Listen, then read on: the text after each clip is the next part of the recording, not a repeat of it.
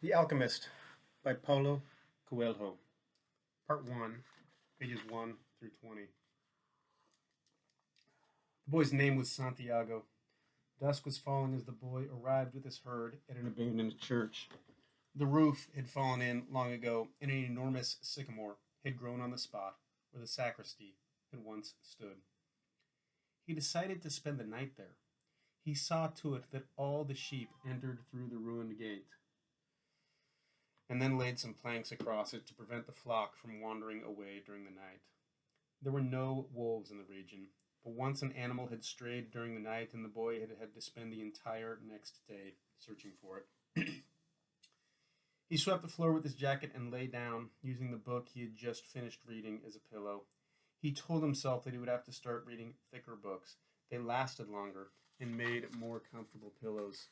It was still dark when he awoke, and, looking up, he could see the stars through the half-destroyed roof. I wanted to sleep a little longer, he thought. He had had the same dream that night as a week ago, and once again he had awakened before it ended. He arose and, taking up his crook, began to awaken the sheep that still slept. He had noticed that as soon as he awoke, most of his animals also began to stir. It was as if some mysterious energy bound his life to that of the sheep, with whom he had spent the past 2 years, leading them through the countryside in search of food and water. They are so used to me that they know my schedule, he muttered. Thinking about that for a moment, he realized that it had come.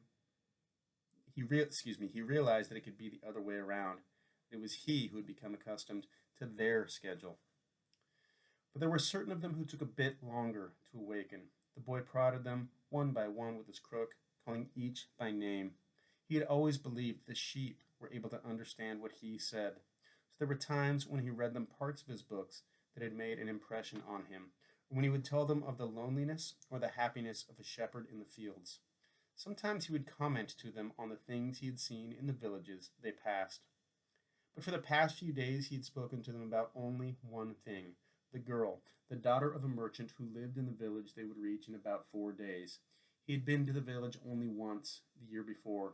The merchant was the proprietor of a dry goods shop, and he always demanded that the sheep be sheared in his presence, so that he would not be cheated. A friend had told the boy about the shop, and he had taken his sheep there. "I need to sell some wool," the boy told the merchant. The shop was busy, and the man asked the shepherd to wait until the afternoon, so the boy sat on the steps of the shop and took a book from his bag. "I didn't know shepherds knew how to read," said a girl's voice behind him. The girl was typical of the region of Andalusia, with flowing black hair and eyes that vaguely recalled the Moorish conquerors. "Well, usually I learn from my sheep, more from my sheep than from books," he answered. During the 2 hours that they talked, she told him she was the merchant's daughter, and spoke of life in the village, where each day was like all the others. The shepherd told her of the Andalusian countryside, and related the news from the other towns where he had stopped. It was a pleasant change from talking to his sheep. "How did you learn to read?" the girl asked at one point. "Like everybody learns," he said. "In school." "Well, if you know how to read, why are you just a shepherd?" The boy mumbled an answer that allowed him to avoid responding to her question. He was sure the girl would never understand. He went on telling stories about his travels, and her bright Moorish eyes went wide with fear and surprise. As the time passed, the boy found himself wishing that the day would never end, that her father would stay busy and keep him waiting for 3 days. He recognized that he was feeling something he had never experienced before, the desire to live in one place forever. With the girl with the raven hair, his days would never be the same again. But finally the merchant appeared and asked the boy to shear 4 sheep. He paid for the wool and asked the shepherd to come back the following year. And now it was only 4 days before he would be back in that same village. He was excited and at the same time uneasy. Maybe the girl had already forgotten him. Lots of shepherds passed through, selling their wool. "It doesn't matter," he said to his sheep. "I know other girls in other places." But in his heart he knew that it did matter, and he knew that shepherds, like seamen and like traveling salesmen, always found a town where there was someone who could make them forget the joys of carefree wandering. The day was dawning, and the shepherd urged his sheep in the direction of the sun. "They never have to make any directions," he thought. "Maybe that's why they always stay close to me." The only things that concerned the sheep were food and water. As long as the boy knew how to find the best pastures in Andalusia, they would be his friends. Yes, their days were all the same, with the seemingly endless hours between sunrise and dusk, and they had never read a book in their young lives and didn't understand when the boy told them about the sights of the cities. They were content with just food and water, and in exchange, they generously gave of their wool, their company, and, once in a while, their meat. If I became a monster today and decided to kill them one by one, they would become aware only after most of the flock had been slaughtered, thought the boy. They trust me, and they've forgotten how to rely on their own instincts because I lead them to nourishment. The boy was surprised at his thoughts. Maybe the church, with the sycamore growing from within, had been haunted. It had caused him to have the same dream for a second time, and it was causing him to feel anger toward his faithful companions. He drank a bit from the wine that remained from his dinner of the night before, and he gathered his jacket closer to his body. He knew that a few hours from now, with the sun at its zenith, the heat would be so great that he would not be able to lead his flock across the fields. It was the time of day when all of Spain slept during the summer. The heat lasted until nightfall, and all the time he had to carry his jacket. When he thought to complain about the burden of its weight, he remembered that because he had the jacket, he had withstood the cold of the dawn. We have to be prepared for change, he thought, and he was grateful for the jacket's weight and warmth. The jacket had a purpose, and so did the boy. His purpose in life was to travel, and after 2 years of walking the Andalusian terrain, he knew all the cities of the region. He was planning on this visit to explain to the girl how it was that a simple shepherd knew how to read. But he had attended a seminary until he was 16. His parents had wanted him to become a priest, and thereby a source of pride for a simple farm family. They worked hard just to have food and water, like the sheep. He had studied Latin, Spanish, and theology, but ever since he had been a child, he had wanted to know the world. And this was much more important to him than knowing God and learning about man's sins. One afternoon, on a visit to his family, he had summoned up the courage to tell his father that he didn't want to become a priest, that he wanted to travel. People from all over the world have passed through this village, son, said his father. They come in search of new things, but when they leave, they're basically the same people they were when they arrived. They climb the mountain to see the castle, and they wind up thinking that the past was better than what we have now. They have blonde hair or dark skin, but basically the same people, they're the same as the people who live right here. But I'd like to see the castles and the towns where they live, the boy explained. Those people, when they see our land, say that they would like to live here forever, his father continued. Well, I'd like to see their land and see how they live, said his son. The people who come here have a lot of money to spend, so they can afford to travel, his father said. Amongst us, the only ones who travel are the shepherds. Well, then I'll be a shepherd. His father said no more. The next day he gave his son a pouch that held 3 ancient Spanish gold coins. I found these one day in the fields. I wanted them to be a part of your inheritance, but use them to buy your flock. Take to the fields, and someday you'll learn that our countryside is the best, and our women the most beautiful. And he gave the boy his blessing. The boy could see in his father's gaze a desire to be able, himself, to travel the world, a desire that was still alive, despite his father's having had to bury it over dozens of years, under the burden of struggling for water to drink, food to eat, and the same place to sleep every night of his life. The horizon was tinged with red, and suddenly the sun appeared. The boy thought back to that conversation with his father and felt happy. He had already seen many castles and met many women, but none the equal of the one who awaited him several days hence. He owned a jacket, a book that he could trade for another, and a flock of sheep. But, most important, he was able every day to live out his dream. If he were to tire of the Andalusian fields, he could sell his sheep and go to sea. By the time he'd had enough of the sea, he would already have known other cities, other women, and other chances to be happy. I couldn't have found God in the seminary, he thought, as he looked at the sunrise. Whenever he could, he sought out a new road to travel. He'd never been to that ruined church before, in spite of having traveled through those parts many times. The world was huge and inexhaustible. He had only to allow his sheep to set the route for a while, and he would discover other interesting things. The problem is that they don't even realize that they're walking a new road every day. They don't see that the fields are new and the seasons change. All they think about is food and water. Maybe we're all that way, the boy mused, even me. I haven't thought of other women since I met the merchant's daughter. Looking at the sun, he calculated that he would reach Tarifa before midday. There he could exchange his book for a thicker one, fill his wine bottle, shave, and have a haircut. He had to prepare himself for his meeting with the girl, and didn't want to think about the possibility that some other shepherd with a larger flock of sheep had arrived there before him and asked for her hand. It's the possibility of having a dream come true that makes life interesting, he thought as he looked again at the position of the sun and hurried his pace. He had suddenly remembered that, in Tarifa, there was an old woman who interpreted dreams. The old woman led the boy to a room at the back of her house. It was separated from her living room by a curtain of colored beads. The room's furnishings consisted of a table, an image of the Sacred Heart of Jesus, and 2 chairs. The woman sat down and told him to be seated as well. Then she took both of his hands in hers and began quietly to pray.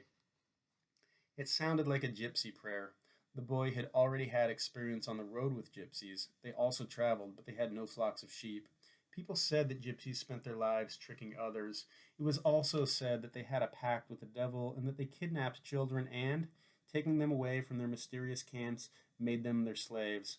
As a child, the boy had always been frightened to death that he would be captured by gypsies, and this childhood fear returned when the old woman took his hands in hers. But she has the Sacred Heart of Jesus there, he thought, trying to reassure himself. He didn't want his hand to begin trembling, showing the old woman that he was fearful. He recited an Our Father silently. Very interesting, said the woman, never taking her eyes from the boy's hands, and then she fell silent. The boy was becoming nervous. His hands began to tremble, and the woman sensed it. He quickly pulled his hands away. I didn't come here to have you read my palm, he said, already regretting having come. He thought for a moment that it would be better to pay her fee and leave without learning a thing, but he was giving too much importance to his recurrent dream. You came so that you could learn about your dreams, said the old woman, and dreams of the language of God. When he speaks in our language, I can interpret what he has said, but if he speaks in the language of the soul, it is only you who can understand. But, whichever it is, I'm going to charge you for the consultation. Another trick, the boy thought, but he decided to take a chance. A shepherd always takes his chances with wolves and with drought, and that's what makes a shepherd's life exciting. I have had the same dream twice, he said. I dreamed that I was in a field with my sheep when a child appeared and began to play with the animals. I don't like people to do that because the sheep are afraid of strangers, but children always seem to be able to play with them without frightening them. I don't know why. I don't know how animals know the age of human beings. Tell me more about your dreams, said the woman. I have to get back to my cooking, and, since you don't have much money, I can't give you a lot of time. The child went on playing with my sheep for quite a while, continued the boy, a bit upset, and suddenly the child took me by both hands and transported me to the Egyptian pyramids. He paused for a moment to see if the woman knew what the Egyptian pyramids were, but she said nothing. Then, at the Egyptian pyramids, he said the last 3 words slowly, so that the old woman would understand. The child said to me, if you come here, you'll find a hidden treasure. And just as she was about to show me the exact location, I woke up. Both times. The woman was silent for some time, then she again took his hands and studied them carefully. I'm not going to charge you anything now, she said, but I want 1/10 of the treasure if you find it. The boy laughed out of happiness.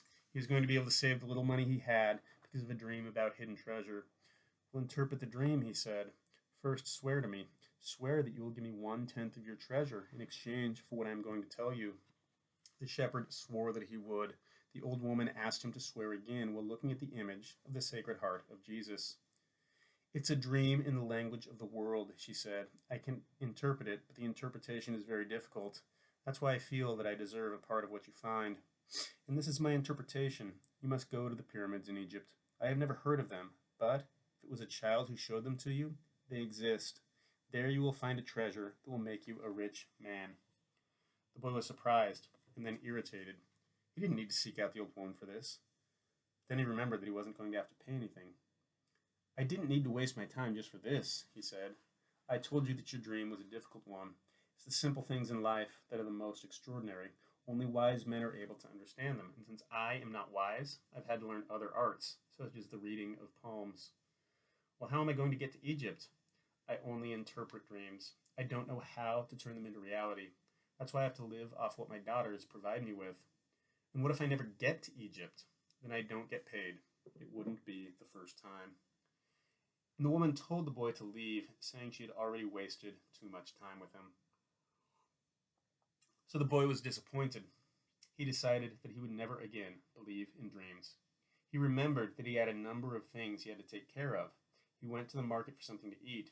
He traded his book for one that was thicker, and he found a bench in the plaza where he could sample the new wine he had bought. The day was hot, and the wine was refreshing. The sheep were at the gates of the city in a stable that belonged to a friend. The boy knew a lot of people in the city. That was what made traveling appeal to him. He always made new friends, and he didn't need to spend all of his time with them. When someone sees the same people every day, as it happened with him at the seminary, they wind up becoming part of that person's life, and then they want the person to change. If someone isn't what others want them to be, the others become angry. Everyone seems to have a clear idea of how other people should lead their lives, but none about his or her own. He decided to wait until the sun had sunk a bit lower in the sky before following his flock back through the fields. 3 days from now, he would be with the merchant's daughter. He started to read the book he had brought. On the very first page, it described a burial ceremony, and the names of the people involved were very difficult to pronounce. If he ever wrote a book, he thought, he would present one person at a time, so that the reader wouldn't have to worry about memorizing a lot of names. When he was finally able to concentrate on what he was reading, he liked the book better. The burial was on a snowy day, and he welcomed the feeling of being cold. As he read on, an old man sat down on his side and tried to strike up a conversation. "What are they doing?" the old man asked, pointing at the people in the plaza. "Working," the boy answered dryly, making it look as if he wanted to concentrate on his reading. Actually, he was thinking about shearing his sheep in front of the merchant's daughter, so that she could see that he was someone who was capable of doing difficult things. He had already imagined the scene many times. Every time, the girl became fascinated when he explained that the sheep had to be sheared from back to front. He also tried to remember some good stories to relate as he sheared the sheep. Most of them he had read in books, but he would tell them as if they were from his personal experience. She would never know the difference because she didn't know how to read. Meanwhile, the old man persisted in his attempt to strike up a conversation. He said that he was tired and thirsty, and asked if he might have a sip of the boy's wine. The boy offered his bottle, hoping that the old man would leave him alone. But the old man wanted to talk, and he asked the boy what book he was reading. The boy was tempted to be rude and moved to another bench, but his father had taught him to be respectful of the elderly. So he held out the book to the man for 2 reasons. First, that he himself wasn't sure how to pronounce the title, and second, that if the old man didn't know how to read, he would probably feel ashamed and decide of his own accord to change benches. Said the old man, looking at all sides of the book as if it were some strange object. "This is an important book, but it's really irritating." The boy was shocked. The old man knew how to read, and had already read the book. And if the book was irritating, as the old man had said, the boy still had time to change it for another. "It's a book that says the same thing almost all the other books in the world say," continued the old man. "It describes people's inability to choose their own personal legends, and it ends up saying that everyone believes the world's greatest lie." "What's the world's greatest lie?" the boy asked, completely surprised. "It's this, that at a certain point in our lives we lose control of what's happening to us, and our lives become controlled by fate. That's the world's greatest lie." "That's never happened to me," the boy said. "They wanted me to be a priest, but I decided to become a shepherd." "Much better," said the old man, "because you really like to travel." "He knew what I was thinking," the boy said to himself. The old man, meanwhile, was leafing through the book without seeming to want to return it at all. The boy noticed that the man's clothing was strange. He looked like an Arab, which was not unusual in those parts. Africa was only a few hours from Tarifa. One had only to cross the narrow straits by boat. Arabs often appeared in the city, shopping and chanting their strange prayers several times a day. "Where are you from?" the boy asked. "From many places." "No one can be from many places," the boy said. "I'm a shepherd, and I have been to many places, but I come from only one place, from a city near an ancient castle. That's where I was born." "Well, then, we could say that I was born in Salem." The boy didn't know where Salem was, but he didn't want to ask, fearing that he would appear ignorant. He looked at the people in the plaza for a while. They were coming and going, and all of them seemed to be very busy. "So what is Salem like?" he asked, trying to get some sort of clue. "It's like it always has been." No clue yet, but he knew that Salem wasn't in Andalusia. If it were, he would already have heard of it. "And what do you do in Salem?" he insisted. "What do I do in Salem?" the old man laughed. "Well, I'm the king of Salem." People say strange things, the boy thought. Sometimes it's better to be with the sheep, who don't say anything, and better still to be alone with one's books. They tell their incredible stories at the time when you want to hear them. When you're talking to people, they say some things that are so strange that you don't know how to continue the conversation. "My name is Melchizedek," said the old man. "How many sheep do you have?" "Enough," said the boy. He could see that the old man wanted to know more about his life. "Well, then, we've got a problem. I can't help you if you feel you've got enough sheep." The The boy was getting irritated. He wasn't asking for help. It was the old man who had asked for a drink of his wine and had started the conversation. "Give me my book," the boy said. "I have to go and gather my sheep and get going." "Give me 1/10 of your sheep," said the old man, "and I'll tell you how to find the hidden treasure." The boy remembered his dream, and suddenly everything was clear to him. The old woman hadn't charged him anything, but the old man, maybe he was her husband, was going to find a way to get much more money in exchange for information about something that didn't even exist. The old man was probably a gypsy too. But before the boy could say anything, the old man leaned over and picked up a stick and began to write in the sand of the plaza. Something bright reflected from his chest with such intensity that the boy was momentarily blinded. With a movement that was too quick for someone his age, the man covered whatever it was with his cape. When his vision returned to normal, the boy was able to read what the old man had written in the sand. There in the sand of the plaza of that small city, the boy read the names of his father and his mother and the name of the seminary he had attended. He read the name of the merchant's daughter, which he hadn't even known, and he read things he had never told anyone.